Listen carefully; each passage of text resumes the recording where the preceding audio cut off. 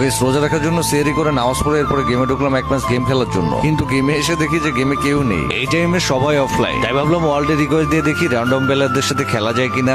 ওরে ভাই কেমনে কি শফিক ভাই, আমি কি স্বপ্ন দেখতেছি নাকি? আপনি অলরেডি রিকোয়েস্ট দিছেন? আরে ভাই সত্যি তো, এটা তো শফিক ভাই, কেমনে সম্ভব? ওরে ভাই বিগ ফ্যান ভাই, আমি আপনার সব ভিডিও দেখি। আরে থ্যাংক ইউ ভাই, প্লিজ ভাই আমাদের ফ্রেন্ড রিকোয়েস্টটা নেন। অ্যাকসেপ্ট করছি। দেখো আচ্ছা শফিক ভাই, আপনাকে একটা কথা বলবো, রাখবেন প্লিজ? বলো কি কথা। ভাই আপনার ভিডিও 2022-23 সাল ওই সময় থেকে দেখি। মানে কি বলো? হ্যাঁ ভাই আমি সত্যি বলতেছি, প্লিজ ভাই 2022-23 সালের মতো আবারও অ্যাক্টিভ হয়ে যান ভাই। আপনার বয়স এমন একটা বয়স যে কেউ ভিডিও দেখতে বাধ্য, আর 2022-23 সালে ওই সময়ে ইউটিউব শর্টসে আপনার ভিডিও গুলো চলতো। আপনি আমাদের ওল্ড ইমোশন শফিক ভাই, প্লিজ ভাই আপনি আবার আগের মতো ব্যাক করেন।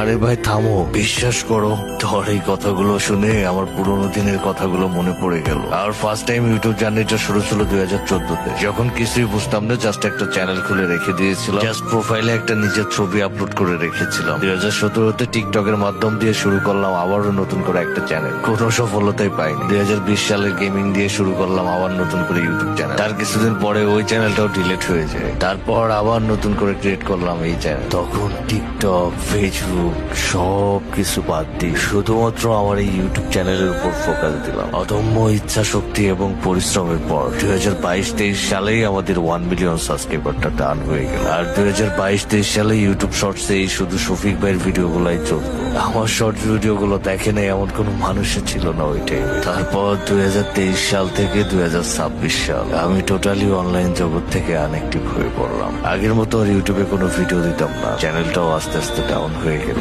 সেই 2014 থেকে আজ 2026 সাল, পুরোপুরি 12টা বছর আমার ইউটিউব জার্নির আজ 1 যুগ পূর্ণ হলো। সেই 16 বছর বয়সে শুরু করেছিলাম ইউটিউব জার্নি, আজ দেখতে দেখতে 28 বছর হয়ে গেল। অনলাইন জগৎ ছেড়ে আমি বাস্তব জীবনে বেশি অ্যাক্টিভ হয়ে গেলাম, আর তোমরাও আমাকে ভুলে গেলে। সব ছেড়ে আমি আবারও আগের মতো অ্যাক্টিভ হবো ইনশাআল্লাহ। এখন তোমাদের সাপোর্ট আগের থেকে আরো বেশি আমার দরকার। যদি তোমরা আমাকে আবারও আগের মতো দেখতে চাও, তাহলে তোমাদের সাপোর্ট গুলো আবারও আগের মতো দেখাও। এই ভিডিওটা 4-5 বার করে দেখো, আর একটা লাইক, একটা কমেন্ট, আর একটা সাবস্ক্রাইব অবশ্যই করে দিও। মাই ডিয়ার অডিয়েন্স, যারা তোমরা আমার কামব্যাকের অপেক্ষায় ছিল, so finally I am back.